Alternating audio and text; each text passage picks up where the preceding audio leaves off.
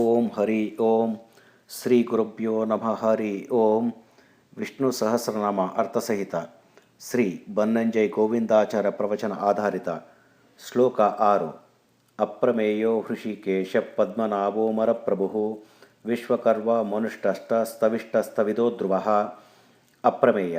ಅಪ್ರಮೇಯ ಎಂದರೆ ಕೈಗೆಟುಕದ, ನಮ್ಮ ಬುದ್ಧಿಯಿಂದ ಅಳೆಯಲು ಅಸಾಧ್ಯವಾದ, ಆದರೂ ತಿಳಿಯಲು ಸಾಧ್ಯವಾದವ ಎಂದರ್ಥ. ಉದಾಹರಣೆಗೆ, ಸಮುದ್ರದ ನೀರು ಸಂಪೂರ್ಣ ನಮ್ಮ ಕೈಗೆಟಕದು, ಆದರೆ ನಮ್ಮಿಂದಾದಷ್ಟು ನಾವು ತಂದು ಮನೆಯಲ್ಲಿ ಶೇಖರಿಸಬಹುದು ಮತ್ತು ತಿಳಿಯಬಹುದು. ಒಂದು ಚಮಚ ಸಮುದ್ರದ ನೀರಿನ ರುಚಿ ಉಳಿದ ನೀರಿನ ರುಚಿಗಿಂತ ಭಿನ್ನವಲ್ಲ. ಭಗವಂತ ಕೂಡ ಸಮುದ್ರದ ನೀರಿನಂತೆ, ಆದ್ದರಿಂದ ಆತ ಅಪ್ರಮೇಯ. ಹೃಷಿಕೇಶ. ಭಗವಂತನನ್ನು ಹುಡುಕುತ್ತಾ ಹೋದರೆ ಆತ ಕ್ಷಿತಿಜದಂತೆ ದೂರ ದೂರ ಹೋಗುತ್ತಾನೆ. ಆದ್ದರಿಂದ ಅವನನ್ನು ಎಲ್ಲೆಲ್ಲೋ ಹುಡುಕುವ ಬದಲು ನಿಂತಲ್ಲೇ ನಿಂತು ನಿನ್ನೊಳಗೆ ಹುಡುಕು.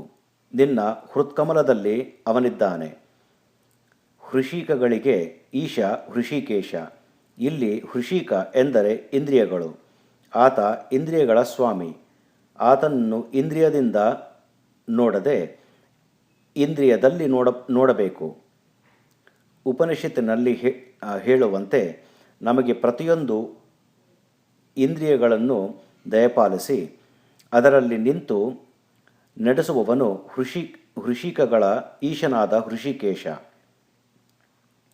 ಕೇಶ ಅನ್ನುವ ಶಬ್ದಕ್ಕೆ ಸೂರ್ಯಕಿರಣ ಎಂಬ ಅರ್ಥವನ್ನು ಕೇಶವ ಎಂಬಲ್ಲಿ ವಿಶೇಷಿಸಿದ್ದೇವೆ. ಸೂರ್ಯನ ಕಿರಣಗಳಲ್ಲಿ 7 ಬಣ್ಣವಿದೆ. ನಮ್ಮ ದೇಹದಲ್ಲಿ 7 ಶಕ್ತಿ ಚಕ್ರಗಳಿವೆ. ಸಹಸ್ರಾರ, ಆಜ್ಞ, ವಿಶುದ್ಧಿ, ಅನಾಹತ, ಮಣಿಪೂರ, ಸ್ವಾದಿಷ್ಠಾನ ಮತ್ತು ಮೂಲಾಧಾರ. ಅಂದರೆ pituitary gland, pineal gland, thyroid and parathyroid, thymus gland, adrenal glands, pancreas and gonads. ಇದೇ ರೀತಿ ಅಗ್ನಿಯಲ್ಲಿ ಕೂಡ 7 ಬಣ್ಣವಿದೆ. ನಮ್ಮ ದೇಹದಲ್ಲಿರುವ 7 ಶಕ್ತಿ ಕೇಂದ್ರಗಳಿಗೆ ಹೊರಹೊಮ್ಮುವ 7 ಭಾವನೆಗಳನ್ನು ಅಗ್ನಿಯ 7 ಬಣ್ಣಗಳ ಮೂಲಕ ಸೂರ್ಯಕಿರಣದ ಜೊತೆಗೆ ಸಮ್ಮಿಲನ ಮಾಡುವ ಕ್ರಿಯೆಯನ್ನು ಹೋಮ ಎನ್ನುತ್ತಾರೆ. ಆದ್ದರಿಂದ ಭಗವಂತನಿಗೆ ಸಲ್ಲಬೇಕಾದ ಯಾವುದೇ ಹೋಮವನ್ನು ರಾತ್ರಿ ಮಾಡುವುದಿಲ್ಲ. ಈ ಎಲ್ಲ 7 ವರ್ಣದಲ್ಲಿ ತುಂಬಿ ಬದುಕಿಗೆ ಹರ್ಷವನ್ನು ಕೊಡತಕ್ಕಂತಹ ಭಗವಂತ ಹೃಷಿಕೇಶ. ಪದ್ಮನಾಭ. ತಾವರೆಯ ರೂಪದ 14 ಲೋಕಗಳುಳ್ಳ ಈ ಬ್ರಹ್ಮಾಂಡ ಯಾರು ನಾಭಿಯಿಂದ ಸೃಷ್ಟಿಯಾಗಿದೆಯೋ ಅವನು ಪದ್ಮನಾಭ. ಈ ಸೃಷ್ಟಿಯ ಕಾರಣಪುರುಷ. ಅಮರಪ್ರಭು. ಮರುರು ಅಂದರೆ ಮರಣ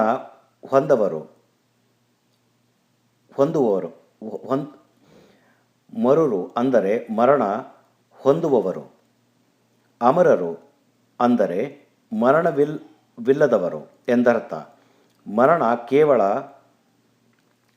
ಕೇವಲ ಭೌತಿಕ ಶರೀರಕ್ಕೆ ಹೊರತು ಸೂಕ್ಷ್ಮ ಶರೀರಕ್ಕಲ್ಲ. ಮುಕ್ತಿ ಪಡೆದ ಎಲ್ಲ ಜೀವರು ಅಮರರು. ಬ್ರಹ್ಮಾದಿ ದೇವತೆಗಳು ಅಮೃತಪಾನದಿಂದ ಅಮರರೆನಿಸಿದ್ದರೂ ಕೂಡ ಅವರಿಗೆ ಹಲವು ಕಲ್ಪಗಳ ನಂತರ ಮರಣ ಮತ್ತು ಮೋಕ್ಷವಿದೆ.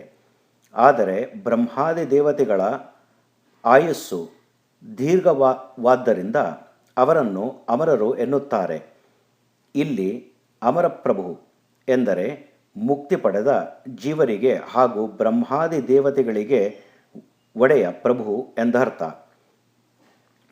ವಿಶ್ವಕರ್ಮ. ವಿಶ್ವಕರ್ಮ ಎಂದರೆ ಈ ವಿಶ್ವದ ವಿನ್ಯಾಸಕಾರ, ಆರ್ಕಿಟೆಕ್ಟ್. ಪ್ರಾಚೀನ ಗ್ರಂಥಗಳಲ್ಲಿ ಈ ವಿಶ್ವವನ್ನು 55 ಅವಯವ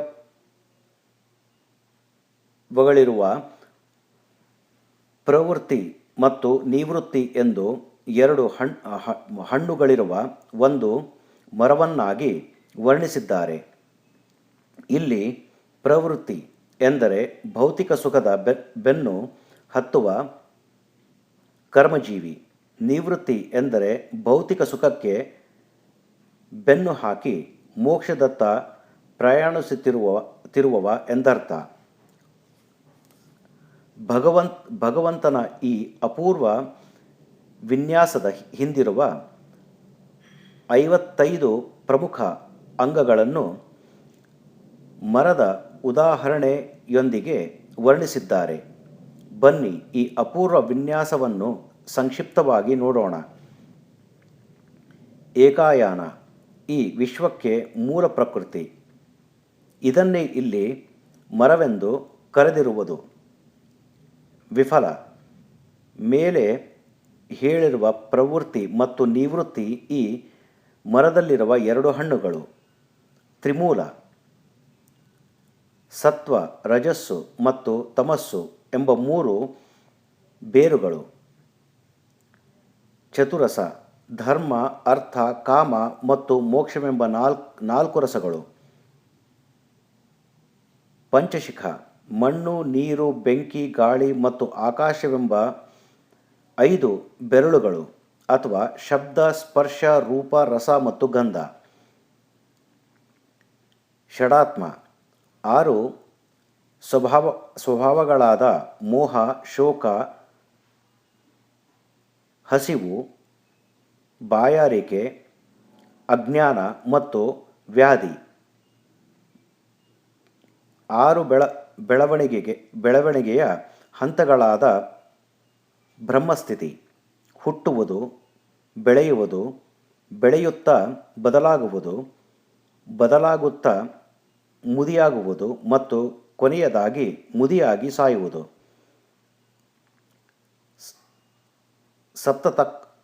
ಸಪ್ತತತ್ವ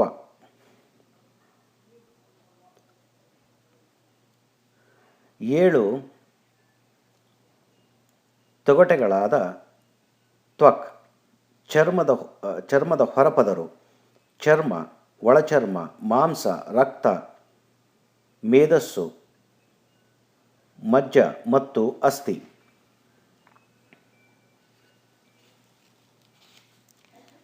ಅಷ್ಟ ವಿಟಪ ಎಂದರೆ 8 ಬಗೆಯ ಜೀವಜಾತಗಳಾದ ದೇವತೆಗಳು, ಗಂಧರ್ವರು, ದಾನವರು, ರಾಕ್ಷಸರು, ಪಿಶಾಚರು, ಪ್ರಾಣಿಗಳು, ಮನುಷ್ಯರು, ಸ್ಥಾವರಗಳು. ನವಾಕ್ಷ 9 ಪೊಟರೆಗಳು. ನವದ್ವಾರಗಳು ಕಣ್ಣು, ಕಿವಿ, ಮೂಗು, ಬಾಯಿ, ಮೂಲಮೂತ್ರದ್ವಾರ.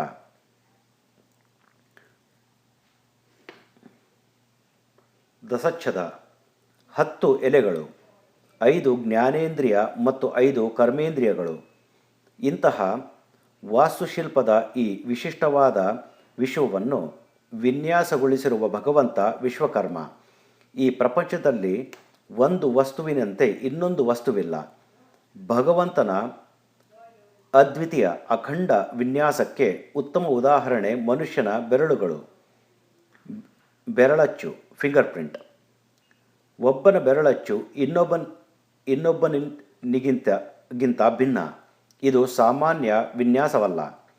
ಮೇಲಿನ ಅರ್ಥವಲ್ಲದೆ ಇನ್ನೂ ಅನೇಕ ಅರ್ಥಗಳನ್ನು ಈ ನಾಮದಲ್ಲಿ ನೋಡಬಹುದು. ವಿಶ್ವ ಅನ್ನುವ ಶಬ್ದಕ್ಕೆ ಎಲ್ಲ ಎನ್ನುವ ಅರ್ಥವಿದೆ. ಆದ್ದರಿಂದ ವಿಶ್ವಕರ್ಮ ಎಂದರೆ ಸರ್ವಕರ್ಮಗಳ ನಿಯಾಮಕ ಭಗವಂತ. ಪುರಾಣದಲ್ಲಿ ಕಾಣುವ ದೇವಶಿಲ್ಪಿ ವಿಶ್ವಕರ್ಮ. ದೇವಸ್ಥಾನ ಮತ್ತು ಮನೆಯ ವಾಸ್ತು ವಿನ್ಯಾಸವನ್ನು ದೇವಶಿಲ್ಪಿಯ ಒಳಗೆ ನಿಂತು ನಮಗೆ ಕರುಣಿಸಿದ ಭಗವಂತ ವಿಶ್ವಕರ್ಮ. ಮನು ಮನ್ವಂತರಗಳನ್ನು ಮನು ಎಂದು ಕರೆಯುತ್ತಾರೆ. ಮನ್ವಂತರಗಳ 14 ಅವುಗಳೆಂದರೆ ಸ್ವಯಂಭೂಮನು, ಸ್ವರೋಚಿಷಮನು, ಉತ್ತಮಮನು, ತಾಪಸಮನು, ರೈವತಮನು, ಚಾಕ್ಷುಷಮನು ಇವು 6 ಈ ಕಲ್ಪದಲ್ಲಿ ಸಂದು ಹೋದವು. ವೈವಸ್ವತ ಮನು ಈಗ ನಡೆಯುತ್ತಿರುವುದು.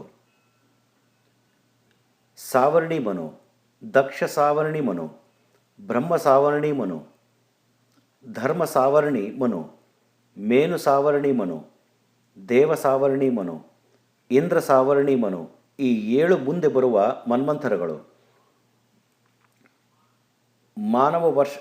ಮಾನವ ವರ್ಷ ದೇವತೆಗಳ ಒಂದು ದಿನ, ಉತ್ತರಾಯಣ ಹಗಲು ಮತ್ತು ದಕ್ಷಿಣಾಯನ ರಾತ್ರಿ. 360 ಮಾನವ ವರ್ಷ ದೇವತೆಗಳ 360 ದಿನ ಒಂದು ದೇವವರ್ಷ. 1200 ದೇವವರ್ಷ 4,32,000 ಮಾನವ ವರ್ಷ ಒಂದು ಕಲಿಯುಗ ಅವಧಿ. 2,400 ದೇವವರ್ಷ 8,64,000 ಮಾನವ ವರ್ಷ ಒಂದು ದ್ವಾಪರ ಯುಗದ ಅವಧಿ. 3,600 ದೇವವರ್ಷ 12,96,000 ಮಾನವ ವರ್ಷ ಒಂದು ತ್ರೇತಾಯುಗದ ಅವಧಿ. 4,800 ದೇವವರ್ಷ 17,28,000 ಮಾನವ ವರ್ಷ ಒಂದು ಕೃತ ಯುಗದ ಅವಧಿ. 12,000 ದೇವವರ್ಷ 43,20,000 ಮಾನವ ವರ್ಷ ಒಂದು ಮಹಾಯುಗ. ಸುಮಾರು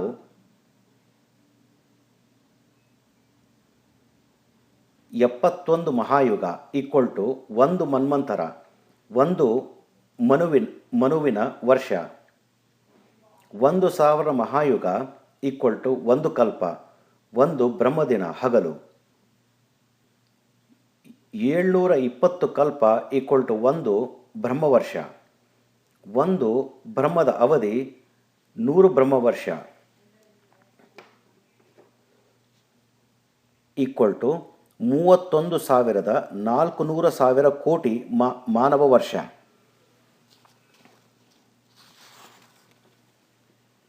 ಯಾವುದರ ಮೂಲಕ ಮನನ ಮಾಡುತ್ತೇವೋ ಅವನು ಮನು.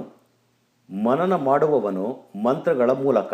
ಆದ್ದರಿಂದ ಮನು ಅಂದರೆ ಮನುವಿನೊಳಗಿದ್ದು ಮಂತ್ರಗಳಲ್ಲಿ ಮತ್ತು ಮನ್ವಂತರಗಳಲ್ಲಿ ಇದ್ದು ಮನುವಾಗಿ ಎಲ್ಲವನ್ನೂ ಬಲ್ಲ ಭಗವಂತ.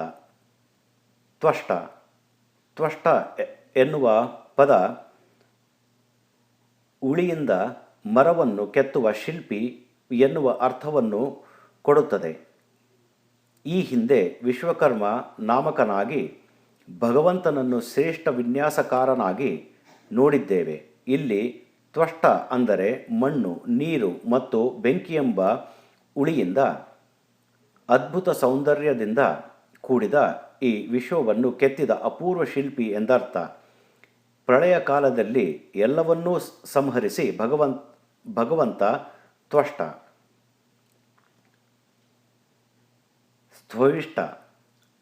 ಸ್ಥವಿಷ್ಟ ಎನ್ನುವ ಪದ ಸ್ಥೂಲಕಾಯ ಎನ್ನುವ ಅರ್ಥವನ್ನು ಕೊಡುತ್ತದೆ. ಭಗವಂತ ವಿವಿಧತೆಯಾತ್ ವಿಷಷ್ಠಿ ಅಂದರೆ ಆಕಾಶದಿಂದ ಸ್ಥೂಲನಾಗಿರುವವ. ಆದರೆ ಅನಂತ ರೂಪದಲ್ಲಿ, ಅನಂತ ವಸ್ತುವಿನಲ್ಲಿ ಅದ್ವಿತೀಯ, ಅನನ್ಯ, ಅನುಪಮ ರೂಪಕನಾಗಿ ತುಂಬಿರುವವನು. ಈ ರೀತಿ ಅಖಂಡವಾಗಿ ಊಹಿಸಲು ಅಸಾಧ್ಯವಾದ ಅದ್ಭುತ ಕಾಯನಾದ ಭಗವಂತ ತ್ವದಿಷ್ಠ. ಸ್ಥವಿದ್ರೋಧ್ರುವ ಅಂದರೆ ಮೇಲೆ ಹೇಳಿರುವ ಇಷ್ಟೊಂದು ವೈವಿಧ್ಯತೆಗಳಿಂದ ಎಲ್ಲ ಆಕಾರದಲ್ಲೂ ಇದ್ದು ಸರ್ವಿಕಾರ ಸರ್ವಿಕಾರನಾಗಿರುವ ಭಗವಂತ ಎಲ್ಲದಕ್ಕಿಂತ ಮೊದಲಿದ್ದು ಅಚಲ ತತ್ವ. ಓಂ ತತ್ಸತ್. ಓಂ ಶ್ರೀ ಕೃಷ್ಣಾರ್ಪಣಮಸ್ತು. ಮಂತ್ರಹೀನ ಕ್ರಿಯಾಹೀನ ಭಕ್ತಿಹೀನ ಕ್ಷಮಾಪತೆ.